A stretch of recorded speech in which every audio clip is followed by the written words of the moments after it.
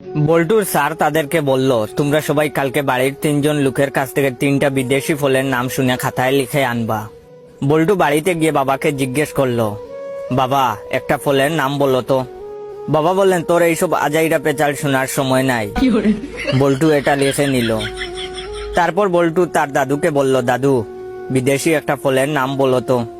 দাদু বললেন, তুই একটা পাগল। বল্টু তাও লিখে নিল। এরপরে বল্টু তার ভাইয়ের কাছে গেল, গিয়ে বলল, ভাইয়া একটা ফলের নাম বলো তো। তার ভাইয়া বলল, তোর কথা শোনার সময় নাই, আমার গার্লফ্রেন্ডের সাথে দেখা করতে যেতে হবে। বল্টু এটাও লিখে নিল। পরের দিন বল্টু গেল স্কুলে।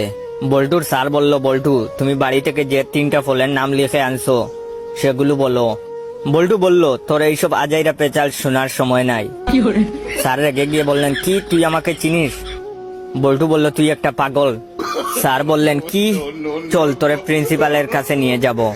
তখন বল্টু বলল, তোর কথা শোনার সময় নাই, আমার এখন আমার গার্লফ্রেন্ডের সাথে দেখা করতে যেতে হবে।